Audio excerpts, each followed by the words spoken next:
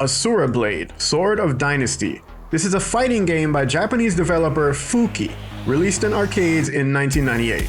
At first I was surprised that I never heard of this game, but then I looked it up and I realized this game came out in the same year as some of the heaviest hitters of the genre, like Tekken 3 or Street Fighter Alpha 3, and then on top of that, games like Resident Evil 2, Metal Gear Solid, Half-Life, StarCraft, Ocarina of Time, they were all released in 1998 as well, so it makes sense that this game might have flown under the radar. Anyway, let's start from the beginning. Buttons. 3 of them. You got light attack, medium attack, and heavy attack. If you press 2 buttons, nothing happens. Just kidding. 2 buttons actually causes a unique fourth type of attack that varies between characters, but for most of them it either causes you to launch your opponent or it wall bounces them if you connect, which allows you to juggle them for a combo, and you can even do this move in the air a lot of the time. And speaking of being airborne, you can also block in the air. And speaking of blocking, this game has a pushback mechanic. If you're still in block stun while an opponent is attacking you, pressing forward on the joystick will push them away from you for a small distance, ideally buying you time to reset the pace of the fight. Another interesting option you have is canceling your block. At any time while you're in block stun, you can cancel into any special move your character has, but this can be a double-edged sword because if you mistime your attack, you'll probably take some big damage. There are a couple other familiar mechanics like dashing and holding left or right after being knocked down so you can either roll towards or away from your opponent. In place of a regular quick-wise, however, if you hold up while you're on the ground, your character will immediately do a short hop, either straight up or forwards or backwards if you're also holding a direction. Now I could be wrong, but that's something I don't believe I've seen in any other fighting game, and I'd love to see that kind of mechanic make a comeback. It might not seem like much on the surface, but the ability to potentially become instantly airborne when getting up from a knockdown opens up a lot of options for responding to a mix-up. Speaking of options, let's talk about the super bar. First of all, it just refills on its own. As long as the timer's still going down, your super bar is going up.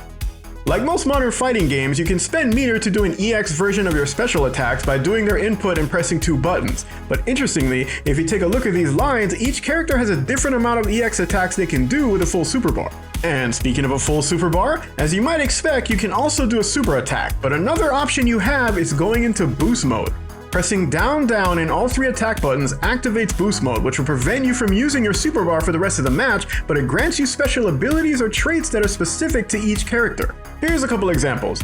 Lightning gets a lot faster, Alice gets a permanent set of Tengu stone type skulls that float around you, Footy gets a custom combo type shadow that repeats every attack you do, and Rosemary gets an entire extra sword to shove up your ass. Speaking of swords, one final innovation is some characters can just straight up throw their weapon at you whenever they want.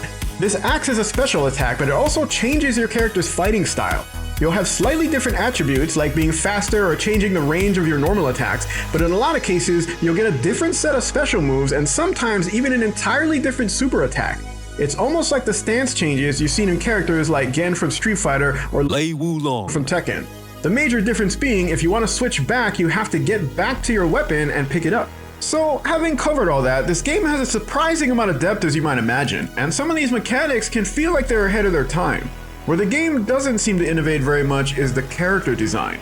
The art is decent and the animation is actually pretty good, but they all look vaguely familiar, and you can see a lot of clear influence in some of the art. Like, this guy looks like Gen from Samurai Showdown plus Blanca, the robot is very reminiscent of the robot from Darkstalkers, Rosemary is similar to Donovan, also from Darkstalkers, and Footy is like a Chun-Li hybrid where they borrowed a couple moves from Breaker's Revenge. The stages are all pretty decent. Rather than just static backgrounds that maybe scroll a little bit, each stage has some kind of animated element to it that, while not as impressive as some of the games that came out after it, they still do a lot to add character and atmosphere, which I can't help but appreciate. Another little random detail I like is they display the combo hit counter right on top of your characters. It doesn't seem to get in the way, and I don't know, to me it just looks cooler. As for the music and sound effects, I gotta be honest, I don't have much to say. I wouldn't say any of it is bad, but I wouldn't say any of it is good either necessarily. The only thing that really stood out to me as far as sound design goes is after every round that you win, you're forced to hear this as they add up your score and you can't skip it.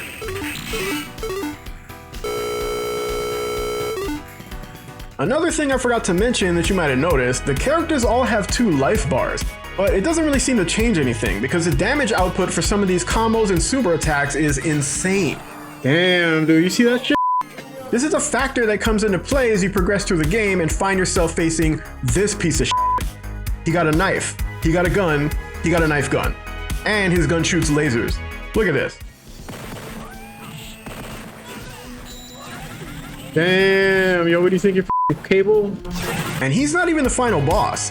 This Lord Raptor from Darkstalker's Ivy from Soul Calibur looking ass guy is. And he's bullshit. Almost all he does is this move. And when he's not doing this move, he's anti-airing you or launching you so he can juggle you into this move. He even juggled me out of a sweep. I can't even sweep?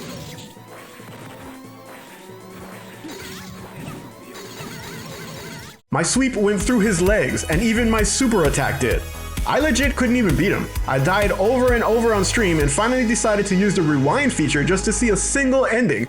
See, I would have worked so hard for this ending and not been able to read any of it. One thing I can read, however, is the word prison.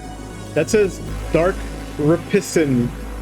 Anyway, yo, this is a fun game. I would totally spend a night playing this with friends and seeing what kind of crazy combos we could come up with. It's got plenty of good mechanics, a decent variety of character types, and enough offensive and defensive options to keep your matches interesting. Speaking of interesting, if you like this video, you should like this video. Subscribe.